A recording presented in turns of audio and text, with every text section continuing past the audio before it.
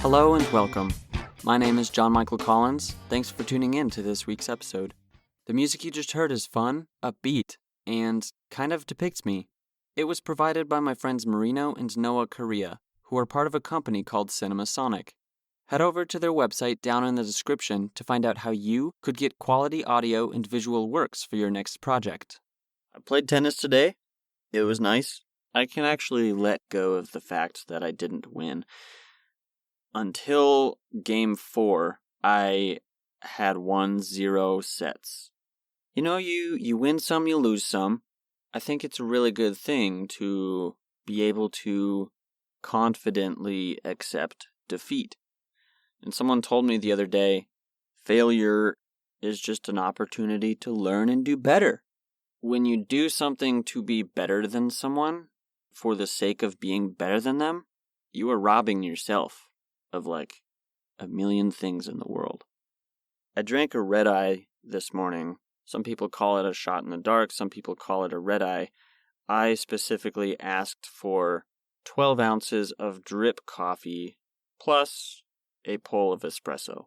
So technically, if the cup is 12 ounces, it would have ran over. I mean, you have two separate volumes that you're adding into the cup. I don't know technically how much a pull is, but I'm just going to let that one go. I'm going to let go of the technicality and just be okay with it. But tennis, it was cool. Gosh, I was running so much. Interesting. I started with tennis, then I went to the red eye, then I went back to tennis. It's like I'm volleying things I'm talking about right now, which volleying is like in tennis when you hit something back and you hit the ball back and forth. It's currently, 10:30 p.m., but I know if I try to go to bed, it's going to be very, very difficult since I had that caffeine this morning, and I'm going to let go of the amount of caffeine that I actually consumed. I know it's a lot. I'm trying to find, a couple things outside of my phone to help me burn some mental energy. Why not talk, By the way, if you were wondering, I feel a lot better than I do last week about recording and talking and procrastination, which has been really good. Your listening has been motivating to me, so thank you. And myself, because I'm listening as well. Speaking of, if you are just joining, this podcast is a personal and therapeutic tool I call a vocal diary. It's a space for me to process thoughts, explore stories, and post them for those who might be interested, hopefully inspiring someone. I'm not doing this for any type of social gain or to be a better human. Episodes 1 and 2 talk about who I am, so if you don't listen to any other episodes, please listen to those at least if you're more interested, because those are just like a baseline of who I am. A quick disclosure that going on tangents may or may not be involved. This show is conversationally true to how I speak. Yeah. To win, I can't stop thinking. It's like, right now. Wow. This kind of goes with the last topic in the last episode I talked about, which was to win sleep is little.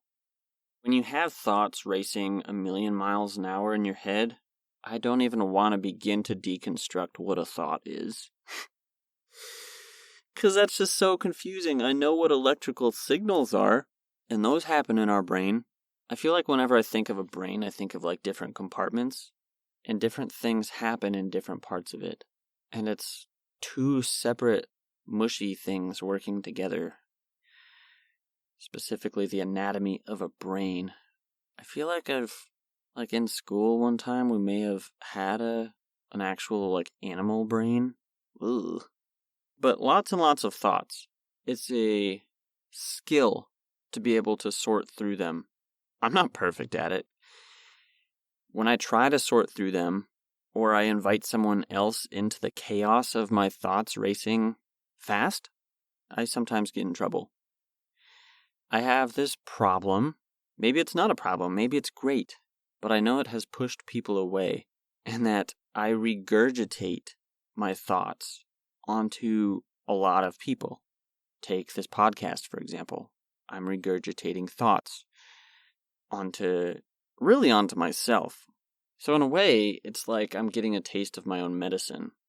There are times I feel super, super guilty and ashamed for putting people through listening to me, like treating it like a task, like a chore. But at the same time, every interaction with someone is it like that? Sure, let's go with it. It's like a test to see if whether or not they'll stick around. If they don't stick around, they weren't meant to stick around. But thinking a lot, it can be good and it can be bad. You can get caught up in things. Okay, it can be good because you can sort through things that are important. Why do we sort through things? Because when your living space gets messy, why do you organize it? Do you need to? Yeah, if it smells bad, you should definitely do something about it, because you don't need mold growing in a Tupperware container, which that wasn't my doing, by the way. That was one of my previous roommates. My Tupperware, and they forgot that they had food in it in their room. Anyway. See, like, that's a thought that just completely distracts you. It sidetracks you. Sometimes you question if you're still recording. Like, that's a good thought. That's a good thought. What if you recorded yourself talking for 10 hours straight, or you wanted to do that, but you actually didn't hit record? That would be a very big bummer, right? Or is it just only me who thinks that would be a bummer? So try to pace yourself. If you're like me and you have lots and lots of thoughts all the time, if you're a person of faith in Jesus, you could pray, Lord, help me to think about the things that I need to do, things that are important for me to do. And would you help me to discern? Would you help me to understand the things that are distractions, things that I don't really need to do? Would you help me prioritize certain things? And if you're not of any type of faith, just take that application, be like, I'm going to try to do my best to only focus on things that are important for me to do. It's you that's in this river of your life.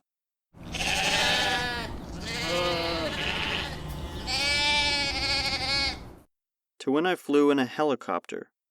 Oh gosh, this is when I had my stroke. March 19th of 1997. Almost a month before my 4th birthday. I believe the story is that one of my sisters drew a helicopter before I had my stroke. Or she drew the helicopter because I had my stroke and I was in it. I'll ask her.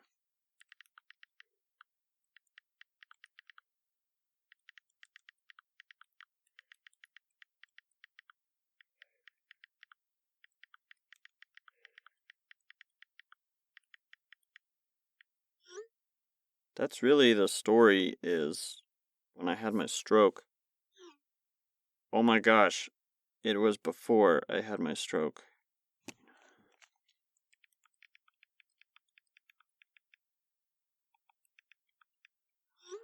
So that's interesting. I don't know if I've talked about my stroke. So, you know what? I'll just tell you about it. So I'll read you snippets from a document. My mom woke up around 3 a.m. She went down to get a peanut butter and toast, came up and said, Michael's not breathing. Dad rolled over. I'm not reading word for word, I'm paraphrasing. She turned on the lights, said, no, he's not breathing. Dad said, called 911. I was blue, tongue hanging out, looking dead. My dad was on his hands and knees doing mouth to mouth, giving me CPR. The police department and the ambulance came. They loaded me up and took me to the hospital. I was then intubated, which intubated means insert a tube into a person or a body part, especially the trachea, for ventilation. A helicopter was called, and I went to Children's Hospital in Denver, Colorado. My sisters stayed with a babysitter. Mom and Dad get to my ICU bed, and it was empty. I was getting a CT scan, And shortly thereafter, my parents were told some bad news. My dad said, "No kidding, my son is intubated on a vent," which is obviously bad news. He told them that my brain was dead. My parents asked for the pastor. They put everything in God's hands. Shortly thereafter, the neurologist came and said, "I have some bad news." Dad said, "No kidding, my son is intubated on a vent. He is brain dead." The neurologist said, "Who the hell told you that?" "He has an infarct at the base of the brain and needs emergency surgery." I said, "Great, where do I sign?" said Dad. And then off I was to the operating room. Pretty smooth recovery. Puffed up like the Pillsbury Doughboy on steroids. Home after 2 weeks. And that was it. Dad said, the big question, was he really brain dead, and God brought him back when he saw our faith, or did the anesthesiologist just misunderstand the verbal report from the radiologist? Only God truly knows what happened.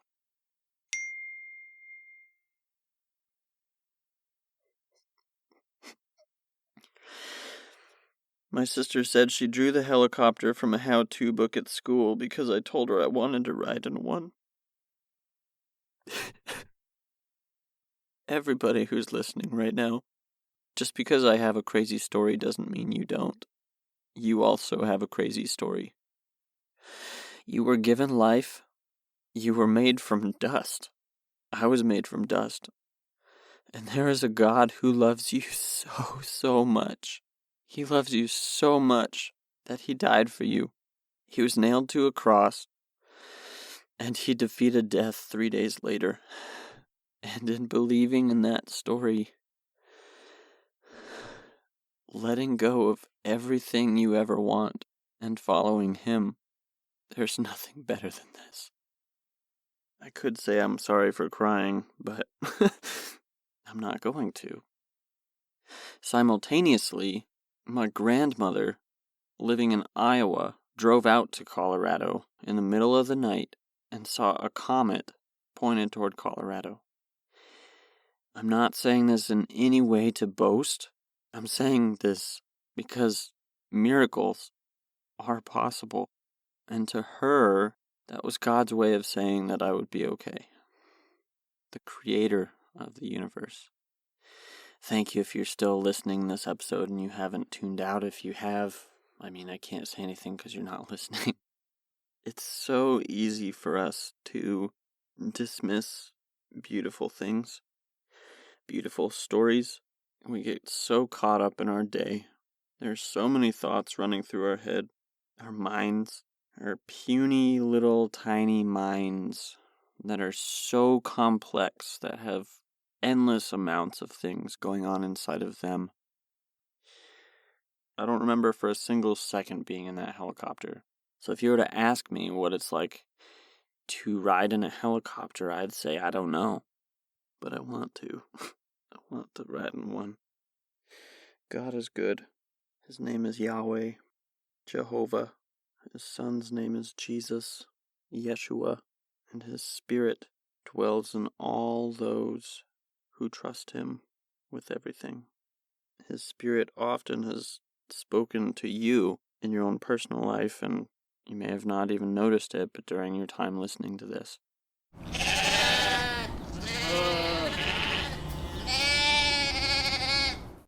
To when I learned of airfoils.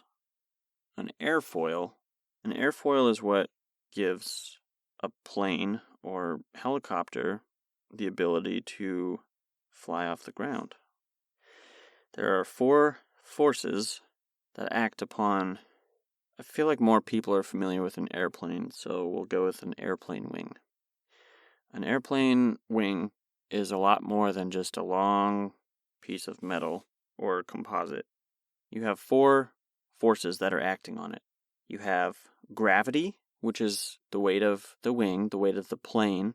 You have thrust, which is the engine of the plane propelling it, pushing it forward.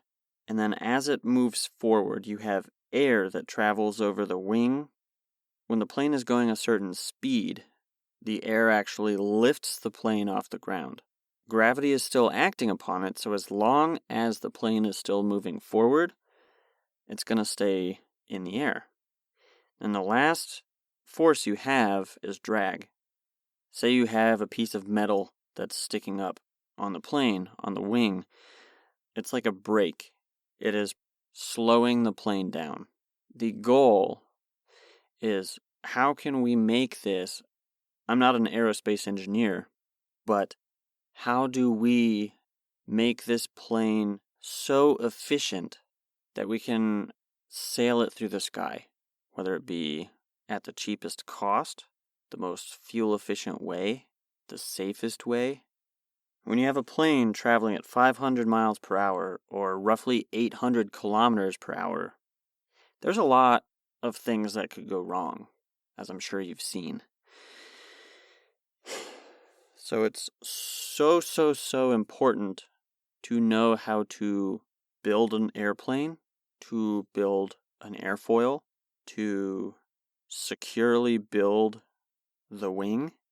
Having worked at Boeing and just getting basically a taste of what it's like to work on an airplane. I loved airplanes when I was growing up, when I was little. Like, this giant dinosaur is in the air.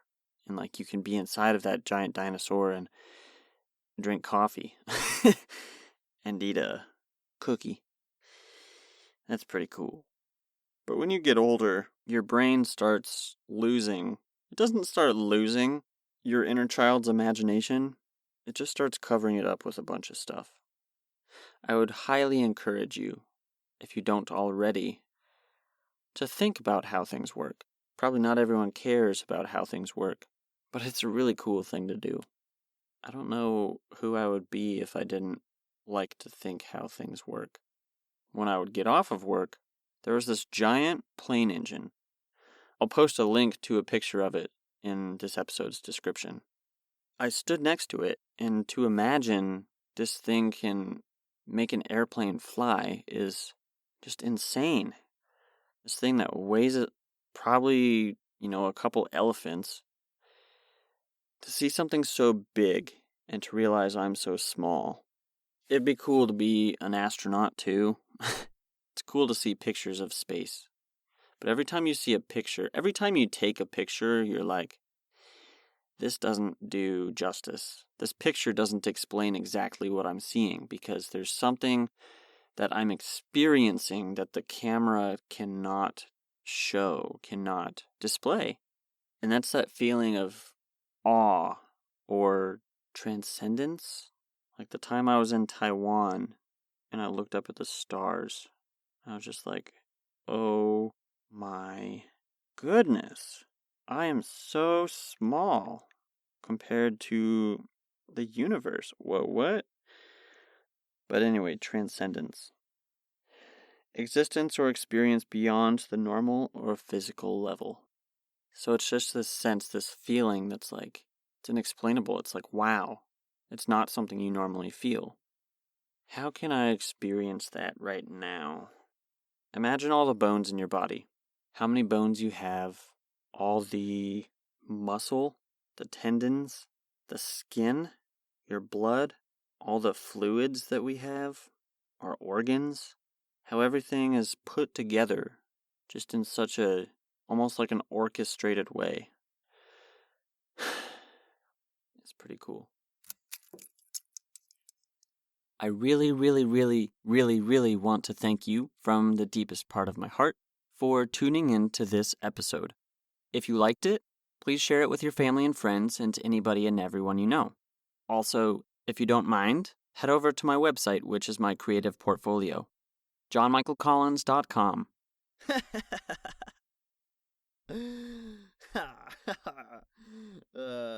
Thanks for listening.